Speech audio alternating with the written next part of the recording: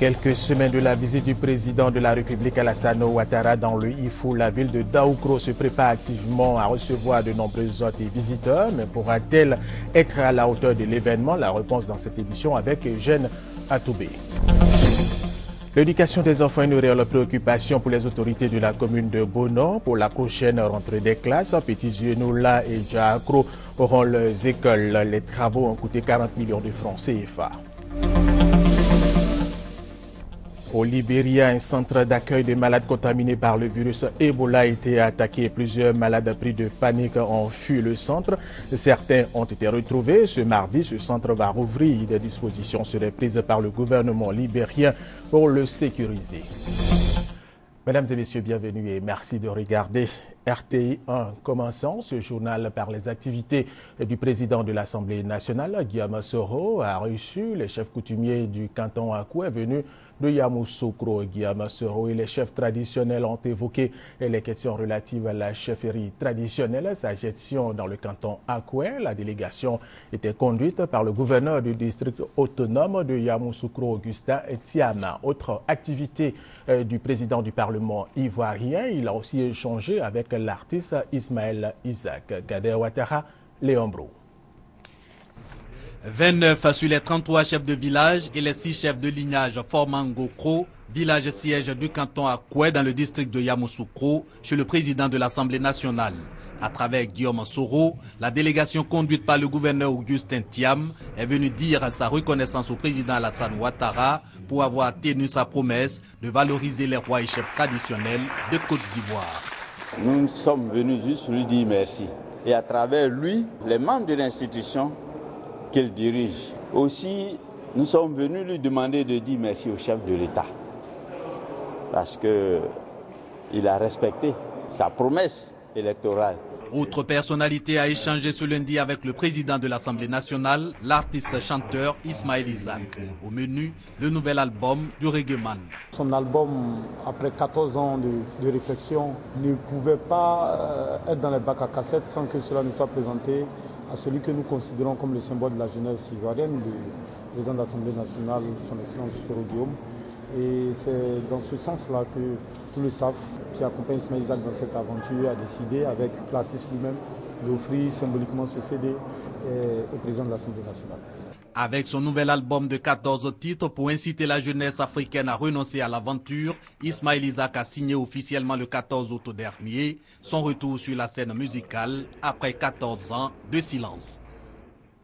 Et cette information, le président de la Banque africaine de développement, Donald Kaberuka, anime ce mardi une conférence de presse ici à Abidjan. Il va se prononcer sur le retour définitif de cette institution en Côte d'Ivoire.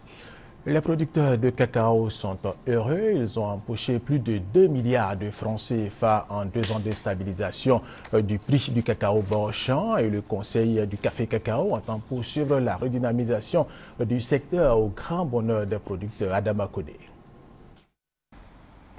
Fin de campagne heureuse pour le Conseil du café cacao. Conséquence, bonne moisson pour les producteurs ivoiriens de cacao pour la 2e année consécutive d'application du mécanisme de vente anticipée à la moyenne.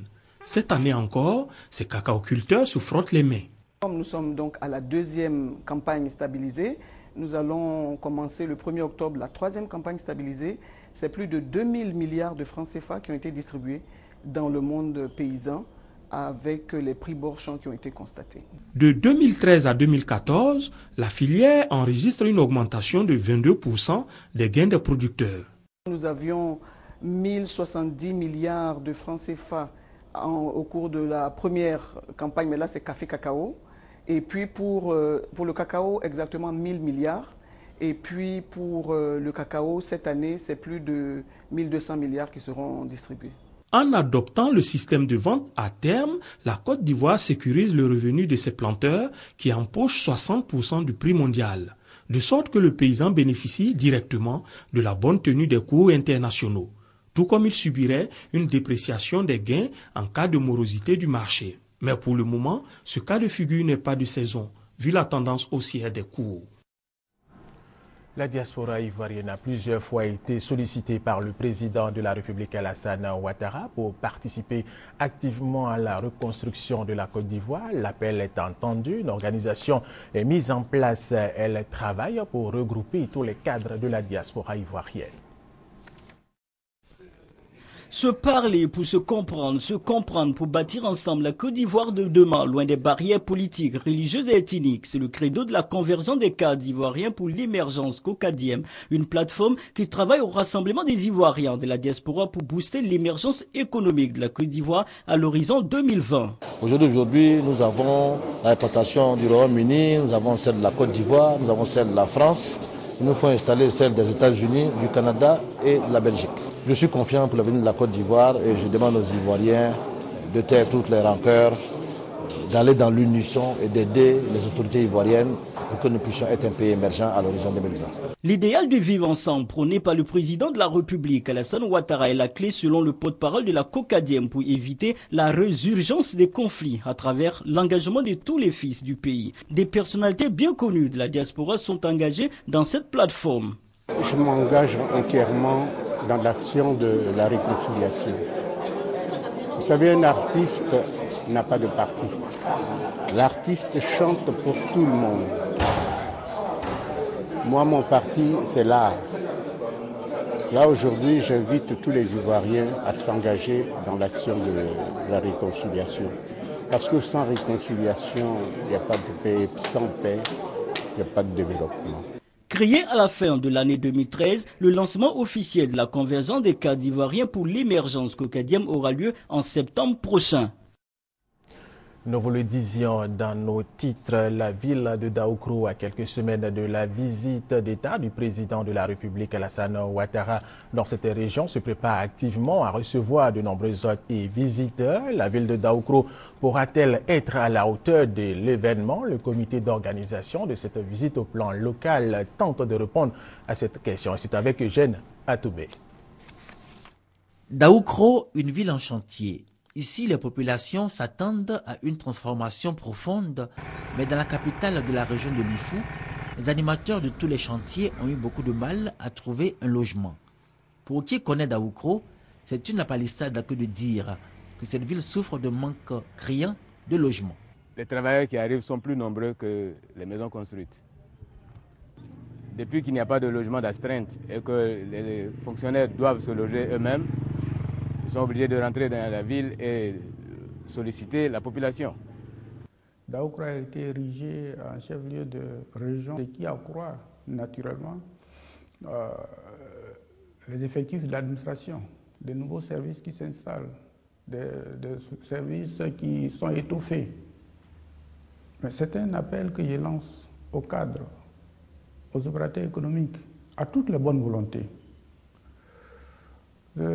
D'aider à résoudre ce problème qui est celui de l'insuffisance des structures d'accueil.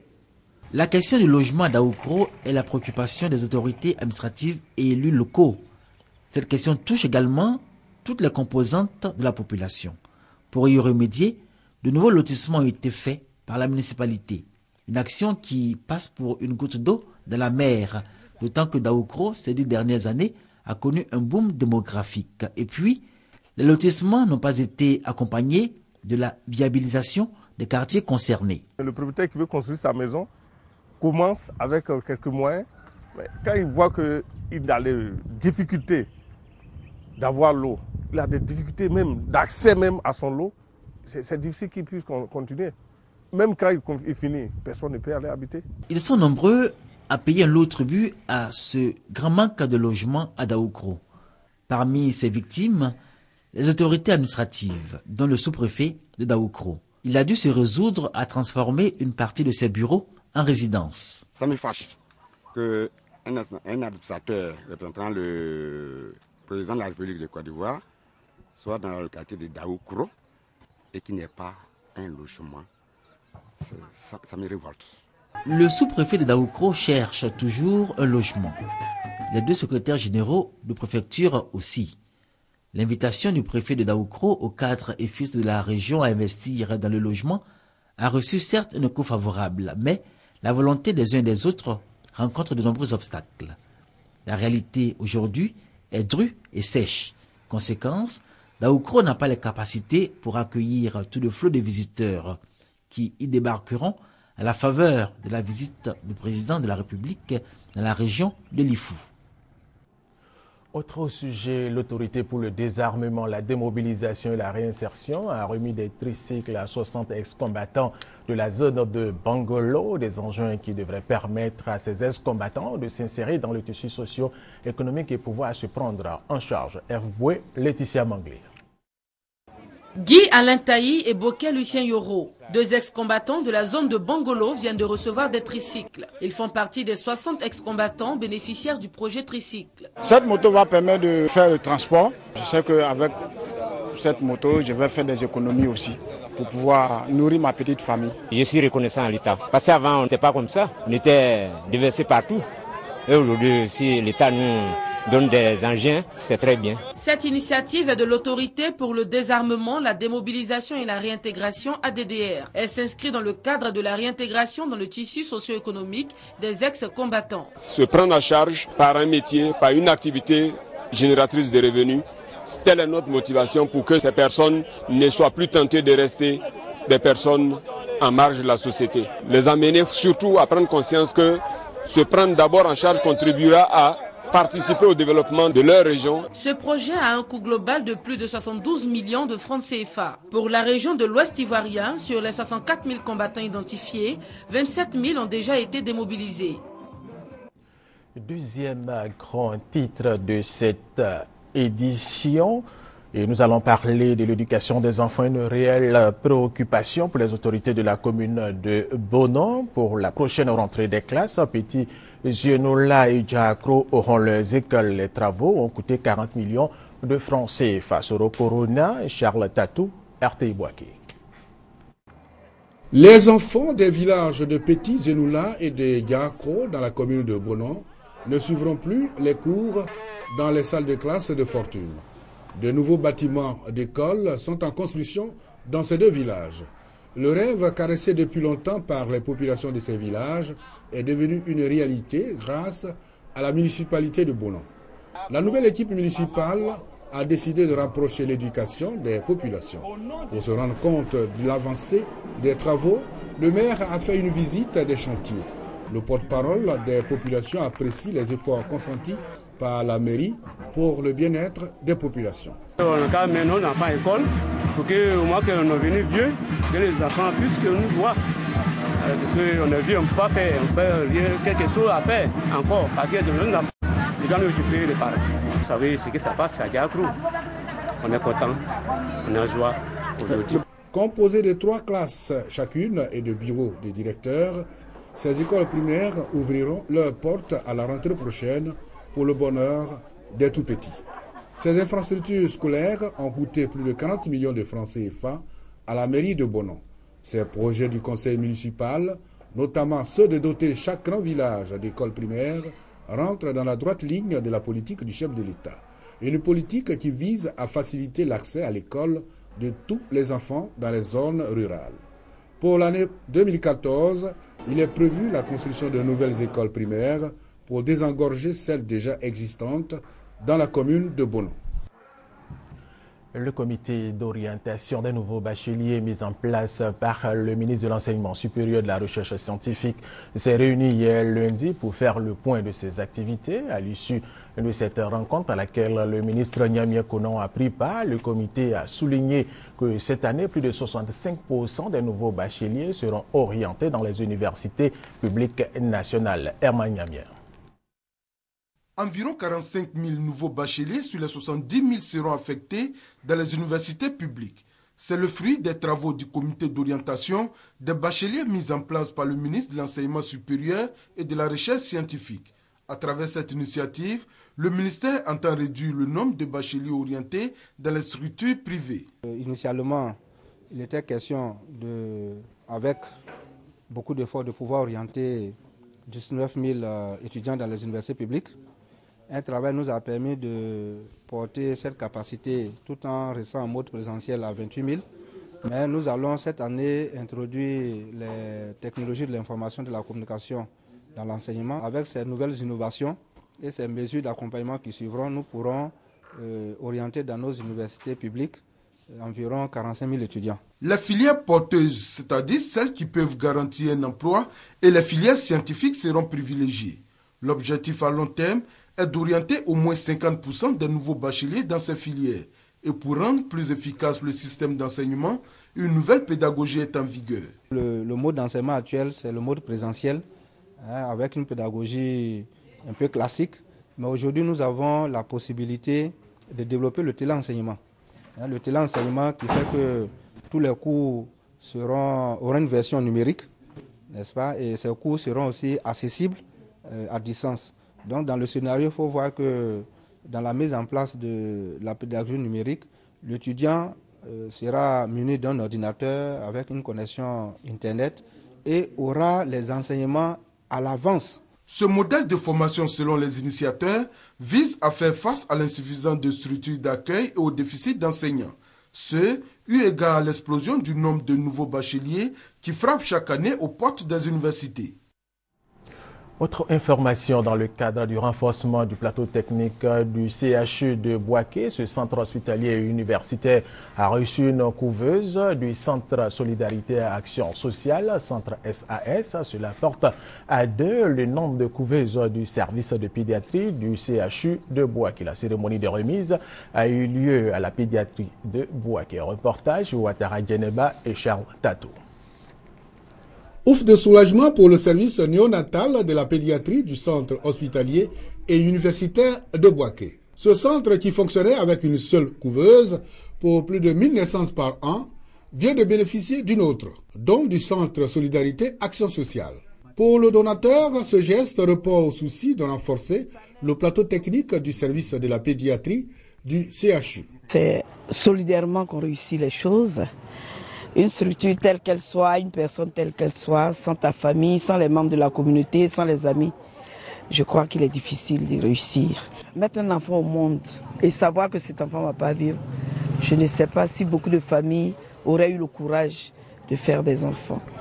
Et voir ces enfants-là décéder parce qu'il n'y a pas d'autre issue, cela fend le cœur. Donc nous avons décidé d'apporter notre petite contribution au niveau du CHU, tout en ouvrant la boîte de Pandore pour que tout le monde y intervienne. Cette action de solidarité et d'humanisme a été saluée par les différents intervenants qui, du reste, ont exhorté l'ONG donatrice à continuer d'œuvrer dans cette voie. Le chef de service pédiatrique, le professeur Plo Kui Jano, lui, a exprimé toute sa gratitude au centre SAS. Ce geste de solidarité, dira le professeur Plo, est un bel exemple à suivre. La cérémonie de remise de couveuse a été précédée d'un don de sang. Autre titre de cette édition, au Libéria, un centre d'accueil de malades contaminés par le virus Ebola a été attaqué et plusieurs malades pris de panique ont fui le centre. Dans ce quartier de Monrovia, une équipe spécialisée est en train de récupérer une dépouille abandonnée dans la rue. On ne sait pas si la victime était atteinte ou non par Ebola, mais les habitants dénoncent la lenteur des autorités. J'ai téléphoné aux autorités et on m'a fait des promesses. Mais jusqu'à maintenant, pendant 2 jours, le corps est resté au coin de la rue. Et personne n'a répondu à notre demande d'enlèvement. C'est n'importe quoi. À Monrovia, qui compte plus d'1 million d'habitants, c'est une course contre la montre pour tenter d'enrayer la progression du virus Ebola. Ce centre de santé vient d'être construit en partenariat avec l'Organisation mondiale de la santé. Dernière désinfection, dernier préparatif avant l'arrivée des premiers patients. Il y a une 50aine de places. Ce nouveau bâtiment sera vite plein, car chaque jour dans cette ville, 30 nouveaux cas sont découverts. L'aide internationale est nécessaire pour faire face à l'augmentation du nombre de patients. Ce centre devait ouvrir aujourd'hui. Espérons qu'il ne connaîtra pas le même sort que celui du quartier de West Point. Dimanche, il a été pillé par des hommes armés. Une vingtaine de malades d'Ebola se sont enfuis et sont toujours recherchés. Ce mardi, ce centre va rouvrir. Des dispositions seraient prises par le gouvernement libérien pour le sécuriser. Par rapport toujours au virus Ebola, selon le ministère de la Santé de Côte d'Ivoire, aucun cas de virus Ebola n'est enregistré sur le territoire ivoirien. Le projet franchise sociale conduit par l'ONG VIF, Vivre, Informer, Fraterniser, financé par l'UNFPA, vient d'octroyer un prêt de 5 930 000 francs CFA à cette organisation de femmes de Samatigila pour financer leurs activités génératrices de revenus. Comment aider les femmes de Samatigila à se prendre en charge à travers des activités génératrices de revenus? Le projet franchise sociale conduit par l'ONG VIF, Vivre, Informer et Fraterniser, est financé par l'UNFPA. En réponse à cette interrogation, a mis en place un fonds à l'endroit de cette organisation de femmes et agents de distribution à base communautaire de Samatigila pour le financement d'activités génératrices de revenus sous l'encadrement technique de l'ANADER. Au total, 5 930 000 francs CFA ont été mis à la disposition des femmes. La remise des chèques s'est déroulée en présence de Mme Diaby, née Touré Karidiatou, épouse du maire de Samatigila, marraine de la cérémonie. Quant au maire de Samatigila, il a offert 500 timbres au canton Fena pour aider les populations à déclarer leurs enfants à l'état civil de Samatigila. Un reportage de Brahima Doubia et Kader Segodogo de RTI Bouaké. Autre sujet, les populations de la sous-préfecture d'Assié-Koumassi dans le département de Bongouanou étaient en fête. Elles ont célébré l'arrivée de leur nouveau sous-préfet en la personne de Sylvain Serge Nadje. Cette fête a été aussi marquée par la signature de l'acte de jumelage entre la sous-préfecture d'Assié-Koumassi et celle de l'Ata dans le département de Korogo. Chantal Ouma Kandan. C'est autour du thème « Les socles du développement de la sous-préfecture d'Assié-Koumassi dans le département de Bongouanou » que se sont déroulées l'installation du sous-préfet et le jumelage entre Assié-Koumassi et la sous-préfecture de l'Ata à Korogo. Booster le développement de Assié-Koumassi est l'objectif visé par les fils, les filles et les autorités du département de Bongouanou. Jumeler le nord et le sud, vraiment c'est un exemple. Avoir un sous-préfet, une sous-préfecture, c'est un outil de développement. Voir le Morono prendre la voie de l'émergence, j'en suis très fière. Le directeur de cabinet du Premier ministre, Théophile Awa Ndoli, fils de la région. Il est l'acteur principal de la nomination du sous-préfet de Assié-Koumassi. Je voudrais remercier le ministre d'État, Ahmed Bakaïko, parce qu'on avait ouvert la sous-préfecture, ça faisait presque 2 ans, il n'y avait pas de sous-préfet. Et quand nous lui en avons parlé, promptement, il a nommé un sous-préfet ici. Le jumelage entre les sous-préfectures de l'Ata à Korogo et Assié-Koumassi à Bongouanou vise à rapprocher les peuples. Il permet les échanges culturels en vue de la restauration de la cohésion sociale en Côte d'Ivoire. Le développement n'a pas de couleur. L'acte que les cadres ont eu à poser ce jour avec ceux de l'ATA, cela doit être une image très forte que nous devons avoir à travers, n'est-ce pas, la Côte d'Ivoire, afin que nous puissions nous rapprocher tous. Des exposés sur le jumelage, la pose des premières pierres du lycée moderne Véronique Aka d'Assié-Koumassi et la cité Alassane Ouattara des fonctionnaires et agents de l'État ont constitué les autres temps forts des festivités. Badioka, village de la sous-préfecture d'Arikoka, a un nouveau chef, son nom Adama Kone. Il a été installé dans ses nouvelles fonctions le week-end dernier. Il entend impulser une nouvelle dynamique de développement dans cette localité de plus de 1500 habitants. Kwadio Kwame. Situé au pied du Mont Nyambo, Badioka est un village de plus de 1500 âmes.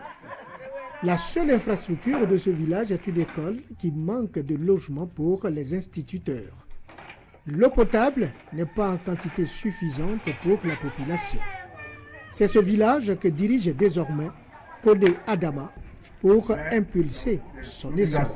Monsieur Kone Adama, voici l'arrêté qui fait de vous le chef du village de Badioka.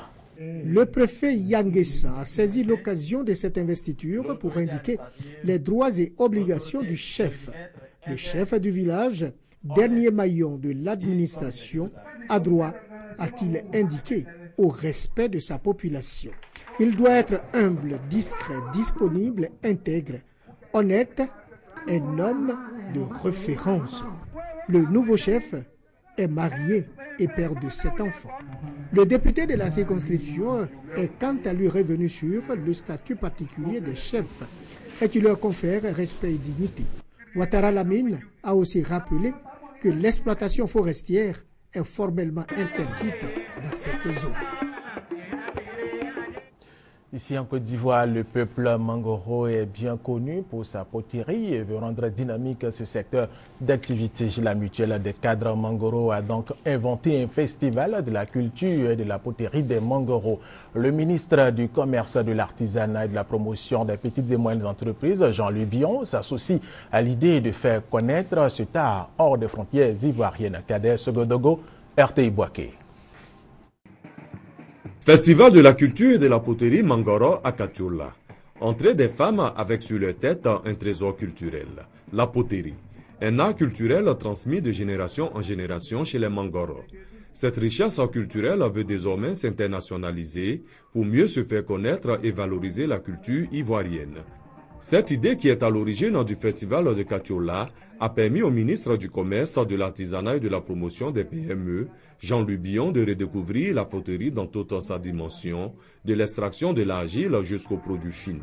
C'est donc depuis les profondeurs d'un site d'extraction de l'argile que le premier responsable de l'artisanat de Côte d'Ivoire a livré sa vision pour ce secteur. Je reviens des États-Unis où on parlait de l'agua, le commerce avec les Américains, et les produits artisanaux peuvent rentrer aussi sur le marché américain libre de toute taxe.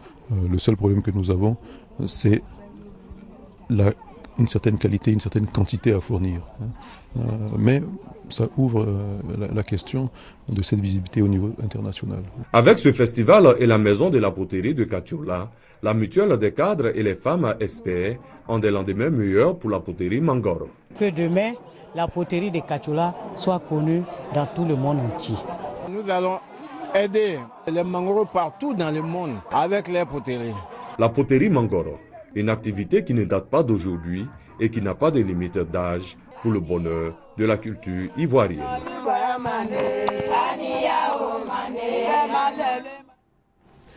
En République centrafricaine, le calme revient progressivement dans le pays. Les populations regagnent leur domicile. Dans la capitale Bangui, elles apprennent à revivre ensemble. Les commerces sont rouverts. Des campagnes de sensibilisation sont menées par des volontaires pour le retour définitif de la paix dans ce pays. En bref et en images avec des informations relatives au continent africain, commençons par la Libye où se poursuivent les combats entre miliciens dans la capitale, Tripoli. Violents combats à Tripoli. Des milices rivales s'affrontent à l'arme lourde depuis samedi. Les affrontements se déroulent notamment dans la zone autour de l'aéroport et dans des quartiers résidentiels. Ce lundi, de fortes explosions se seraient produites dans les quartiers est de la capitale libyenne. Reprise du procès de Karim Wade ce lundi à Dakar. La Cour de répression de l'enrichissement illicite se déclare compétente pour juger le fils de l'ancien président sénégalais. La juridiction tranche ainsi la question de sa compétence, une question soulevée par la défense qui soutenait que Karim Wade, en tant qu'ancien ministre, devrait être jugé par la Haute Cour de justice. Arrivé ce lundi au port de Salerno de près de 2000 migrants originaires pour la plupart du Sénégal, du Mali, de la Gambie et de l'Érythrée. Parmi eux, plusieurs dizaines d'enfants et de femmes enceintes. Ces migrants ont été secourus le week-end par la marine italienne. Ils seront relogés dans de nombreux centres d'accueil d'immigrés en Italie. Consécration de Josué Guebo, l'auteur de Songe à Lampedusa. L'Ivoirien remporte le prix Tikaya Outamsi 2014 de la poésie africaine. Le prix remis au cours d'une cérémonie à Assila au Maroc récompense l'engagement du poète ivoirien en faveur des grandes causes de l'Afrique. Et c'est la fin de cette édition. Merci à vous de rester sur RTI 1.